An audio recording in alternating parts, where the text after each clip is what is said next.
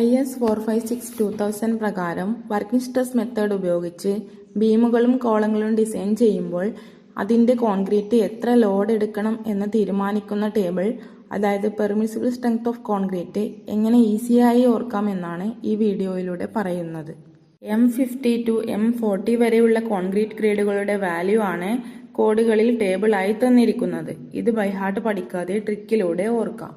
ബീമിന് bending compression ആയിട്ടും കോളത്തിന് direct compression ആയിട്ടുമാണ് strength പറയുക. ബീമിൽ BE ഉണ്ട്, ബെൻഡിങ്ങിലും BE ഉണ്ട്. അങ്ങനെ ഇത് ഓർക്കാം. കോളത്തിൽ CO ഉണ്ട്, കംപ്രഷനിലും CO ഉണ്ട്. സോ കോളത്തിൽ പറയുന്നത് ഡയറക്റ്റ് കംപ്രഷൻ ആണ്. ആൽഫബറ്റിൽ B കഴിഞ്ഞാണ് C വരുന്നത്. സോ ഫസ്റ്റ് പറയുന്ന വാല്യൂസ് Bയുടെ, അതായത് ബീമിന്റെ. അതുപോലെ സെക്കൻഡ് പറയുന്ന വാല്യൂസ് Cയുടെ, അതായത് കോളത്തിന്റെ വാല്യൂസ്. Bക്ക് 3ഉം Cക്ക് 4ഉം എന്ന് ഓർക്കുക. 3 കഴിഞ്ഞ് 4 വരുന്നു, അതുപോലെ B കഴിഞ്ഞ് C വരുന്നു. തന്നിരിക്കുന്ന ഗ്രേഡ് വെച്ച് ബീമിന്റെ ആയാലും കോളത്തിന്റെ ആയാലും വാല്യൂസ് പറയാം. അതിനായി ഗ്രേഡിനെ 3 ആയിട്ട് ഡിവൈഡ് ചെയ്താൽ ബീമിന്റെ വാല്യൂസ് കിട്ടും.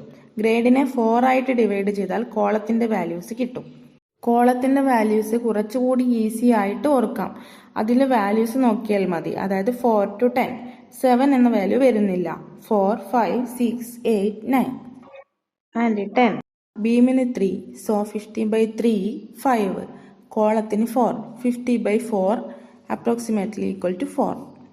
M20 എടുത്താൽ ബീമിന് 3, 20/3 അപ്രോക്സിമേറ്റ്ലി ഈക്വൽ ടു 7. കോളത്തിന് 4, 20/4 5. M25ന് ബീമിന് 3, 25/3 അപ്രോക്സിമേറ്റ്ലി ഈക്വൽ ടു 8.5. കോളത്തിന് 4, 25/4 ഈക്വൽ ടു 6 എടുക്കണം. എന്തെന്നാൽ 7 വരുന്നില്ല എന്ന് പറഞ്ഞു. M30ക്ക് കറസ്പോണ്ടിങ് ആയിട്ട് 10 ആൻഡ് 8, M35ന് 11.5 ആൻഡ് 9, ലാസ്റ്റ് M40ക്ക് 30 ആൻഡ് 10 എന്നീ വാല്യൂകൾ നമുക്ക് ലഭിക്കും. ഇതുപോലെ ഈസിയായി രസകരമായി സിവിൽ എഞ്ചിനീയറിംഗ് പഠിക്കാൻ ഈ ചാനലിലെ മറ്റ് വീഡിയോകൾ കണ്ടു നോക്കുക. അപ്ലോഡ് ചെയ്യുമ്പോൾ തന്നെ നോട്ടിഫിക്കേഷൻ ലഭിക്കാനായി ചാനൽ സബ്സ്ക്രൈബ് ചെയ്യുക. ഇഷ്ടപ്പെട്ടാൽ ഫ്രണ്ട്സുകൾക്ക് സജസ്റ്റ് ചെയ്യുക.